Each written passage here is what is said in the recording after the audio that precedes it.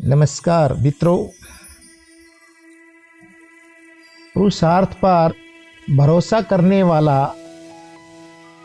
भाग्य पर के भरोसे कुछ नहीं छोड़ता है। जिस मनुष्य के जीवन में पुरुषार्थ है, भाग्य स्वयं उसका साथ पीछे दौड़ते हुए देता है। आपने प्राय जीवन में ये देखा होगा कि हम सांसारिक जीवन में या आध्यात्मिक जीवन में विकास करना चाहते हैं। उस विकास की प्रक्रिया में हम अपने को झोंक देते हैं, परंतु हमें इस बात का ध्यान नहीं रहता कि हमारा अपना जो स्व है, क्या हम उसको जान पाए हैं। घर में, मंदिर में सुंदर मूर्तियां रखी हुई हैं, भगवान की, देवताओं की। हमारे मानस पटल पर उनके चित्र अंकित हैं। हमारे घर के अंदर बड़े बड़े ग्रंथ और पुस्तकें रखी हुई हैं। क्या हम जीवन में उन ग्रंथों से और भगवान की छवि के साथ क्या मार्ग को तय कर सकते हैं? कदापि नहीं। ईश्वर की छवि को हम एक कलाकार के रूप में अपने मन में ही तो बसाते हैं, उससे हमारा कल्याण होने वाला नहीं है। जब तक जिस देवता की मूर्ति की छवि हमारे मस्तिष्क में जमी है, उसके कर्मों को जब तक हम अपने जीवन में नहीं डालेंगे, आनंद की प्राप्ति नहीं कर सकते हैं। पुस्तकीय ज्ञान प्राप्त करके जब तक हम उसको अपने आचरण में नहीं लाएंगे, जीवन का पथ प्रदर्शक आगे नहीं बढ़ सकता। हमें वो आचरण करना होगा, हमें हर सांस में उसे जीवन में वो उतारना होगा। तभी हम अपने पुरुषार्थ के बल पर नए अध्याय लिख पाते हैं। आपने देखा होगा, वेलिंगटन लंदन के जो मेयर बने, उन्होंने कितना अधिक पुरुषार्थ किया। गरीबी से निकल कर आए और उस मुकाम को हासिल किया। हेनरी केजर 13 वर्ष की अवस्थाओं में नौकरी के लिए दौड़ते रहे। 2 वर्ष तक उन्हें कहीं नौकरी प्राप्त नहीं हुई। हेनरी केजर ने अपने भीतर झांका और एक संकल्प लिया कि मैं जीवन में एक बहुत बड़ा उद्योगपति बनूंगा। उस संकल्प के साथ उसने पुरुषार्थ को जोड़ा। कड़ी मेहनत और 58 वर्ष की अवस्था में हेनरी केजर ने 50 देशों में अपने कारोबार को सफल किया। दोस्तों, जीवन में कहीं दुख नहीं है, हर पल आनंद बिखरा पड़ा है। जीवन में आपको अपने भीतर झांकना है और अपनी यात्रा को आगे बढ़ाना है। दुख का कारण यह है, हम दूसरों को देखकर उनका अनुकरण करने लगते हैं। उनकी परिस्थितियों को हम नहीं जानते, उनके जीवन के बारे में हम नहीं जानते। वो लोग किस प्रकार के माहौल में पले हैं, बढ़े हैं, और हम उनका अनुकरण करना शुरू करते हैं। यहीं से दुख की उत्पत्ति होती है। आपने पहले अपने स्व को जानना है, और जब आप अपने स्व से जुड़ते हैं तो आपको क्या चाहिए, आपको कहाँ जाना है, आपने जीवन में क्या करना है। जिस दिन जब आप अपना ये मुकाम तय कर लेते हैं और उस पर दौड़ना चलने लगते हैं, तो आपको जीवन में कभी थकान नहीं होगी। आप जीवन में आगे जाएंगे और बढ़ते रहेंगे। आपने देखा है, दूध में मक्खन होता है, तिल के जो तेल होते हैं उनमें तिल विराजमान होता है, चकमक के पत्थर में आग होती है। इसी तरह से मनुष्य के अंतरतम में उसकी आत्मा में पोटेंशियल शक्ति का भरपूर है, और जब वो अपने स्व को जानता है तो उसी में से विस्फोटित होता है। धैर्य को धारण करें, जीवन तनाव मुक्त रह सकता है। लोग आज देख रहे हो चकाचौंध इस दुनिया में जाना चाह रहे हैं, रात दिन अर्थ कमाने में लगे हैं। अर्थ कमाना कोई बुरी बात नहीं है, अर्थ जीवन के लिए जरूरी है, उसको प्राप्त करना भी जरूरी है, लेकिन उसके पीछे दौड़ना और अपने आप को भूलना, यहीं से विपत्ति शुरू होती है। आपको अपने को विकसित करने के लिए, आपने अपने को आगे ले जाने के लिए दूसरों को पीछे नहीं छोड़ना है। धैर्य का जीवन में बहुत बड़ा महत्व है।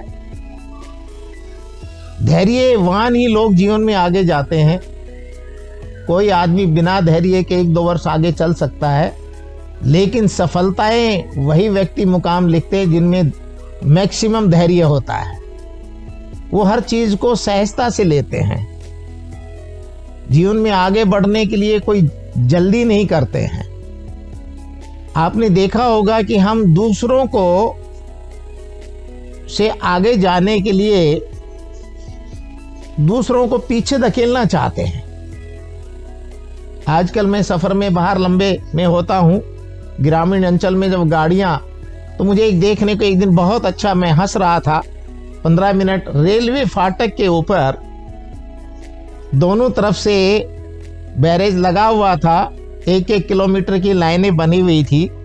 पीछे तक जो लोग सुशिक्षित थे, जो लोग पढ़े लिखे थे, वो लाइनों में अपनी गाड़ियां, लेकिन ग्रामीण अंचल में बहुत सारे ऐसे व्यक्ति होते हैं, वो बहुत आगे जाना चाहते हैं और बराबर से गाड़ियां ले जाकर आगे खड़ी कर देते। इसी तरह से दूसरी लाइन से भी गाड़ियां ओवरटेक करके डबल हो जाती हैं।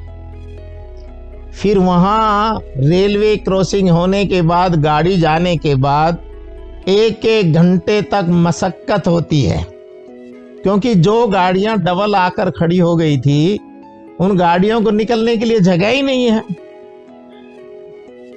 बहुत बड़ी बेचैनी, हमारा धैर्य नहीं है, और उसी धैर्य की वजह से वो 1.5-2 घंटे का जो जाम है वो कई घंटों में बदल जाता है। ये मानव का स्वभाव है। जीवन जीने के लिए मिला है, गुजारने के लिए नहीं मिला है। आप अपने स्वभाव को जिस दिन जान जाएंगे, जिस दिन आप अपने स्व को जान जाएंगे, तो उसको जानने के बाद चाहे आप 18 घंटे काम करें, 20 घंटे काम करें, आपको थकान नहीं होगी, क्योंकि आप अपने को उसमें डुबा चुके हैं।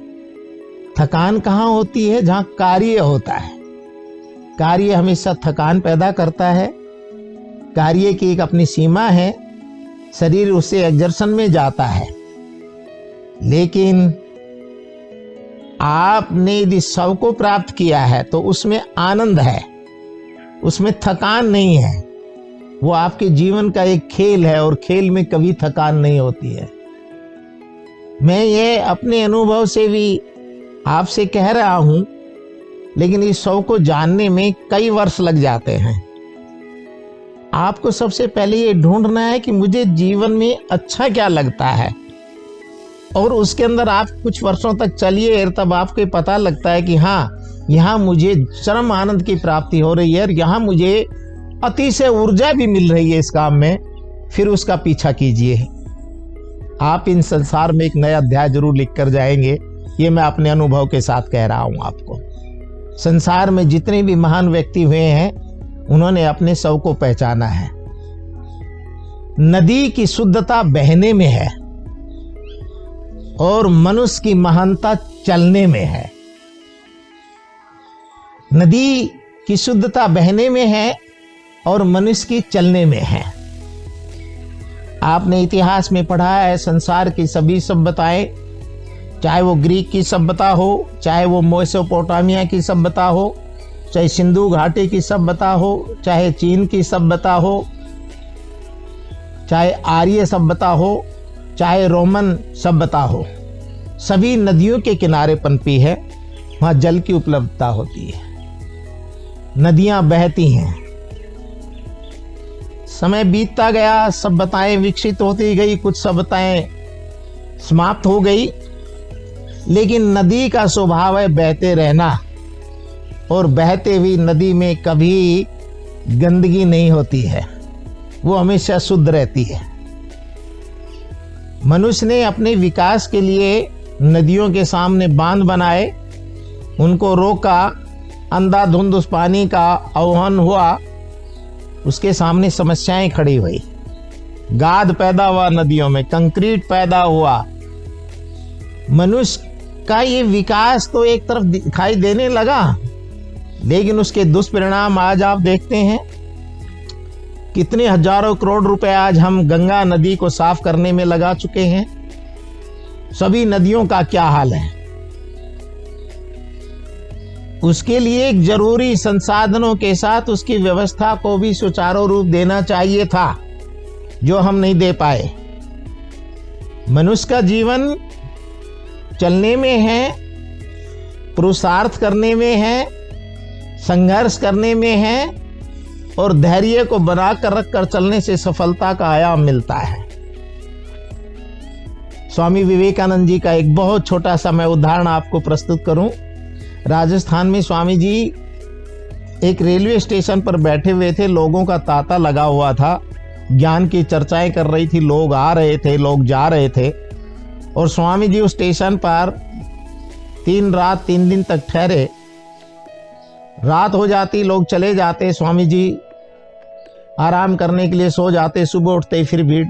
किसी आदमी ने स्वामी जी को 3 दिन तक चाय पानी नाश्ते के लिए नहीं पूछा, और स्वामी जी 3 दिन तक प्रवचन करते रहे। सामने एक नीची जाति के व्यक्ति की उन पर नजर थी। तीसरे दिन उस व्यक्ति से रहा नहीं गया और जाके स्वामी जी के सामने प्रस्तुत हुआ, स्वामी जी, मैं नीच जाति का व्यक्ति हूँ, मेरी जाति छोटी है, लेकिन आपने 2-3 दिन से मैं देख रहा हूँ आप लोगों की सेवा कर रहे हो, उनसे बातें कर रहे हो, उनके ज्ञान का अर्जन करा रहे हो, लेकिन किसी ने आपको खाने पानी तक नहीं पूछा है। स्वामी जी ने उनकी आंखों में झांका और देखा कि साक्षात दैवीय शक्ति मुझ पर कृपा कर रही है। स्वामी जी ने हाथ जोड़कर कहा कि आप मेरे लिए जो भोजन लाएंगे मैं वो खाऊंगा।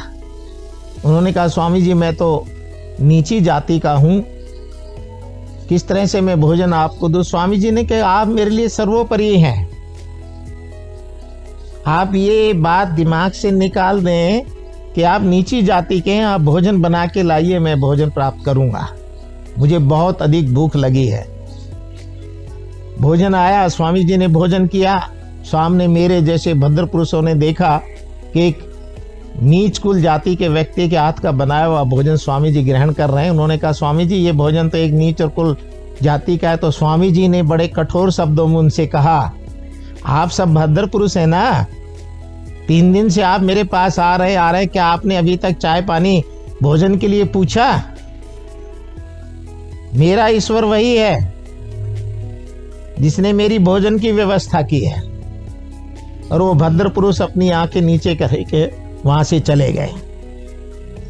जीवन जीना एक कला है।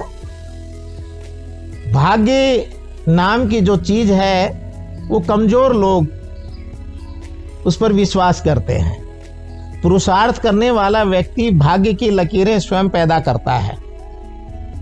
आज हम अपने बच्चों को विद्यालयों में शिक्षा दें कि तुम्हें धैर्य रखना है, पुरुषार्थ करना है, अपने जीवन में अपने शौक को समझना है, और जिस दिन आप अपने शौक को जानेंगे तो आप भी जीवन में बहुत महान कार्य कर सकते हैं। और ये पोटेंशियल हर जीव में है, हर आदमी के अंदर है। मैं अपने अनुभव से कहता हूं कि दुख और ये सुख ये सब मनुष्य की अपनी सोच है, बाकी ऐसा कुछ नहीं है।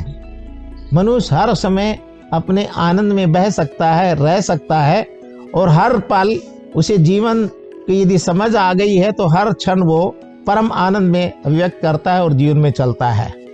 और ये हमें शिक्षा के माध्यम से ही प्राप्त होता है। जीवन में जब हम अच्छा आचरण करते हैं, दूसरों को अपने अंदर उस तरह महसूस करते हैं और अपना विस्तार बहुत दूर तक फैलाते हैं कि सब में मैं हूँ, मुझ में सब हैं, तो जीवन की एक नई क्रांति पैदा होती है और जीने का एक आनंद आता है। नमस्कार, जय हिंद, जय भारत।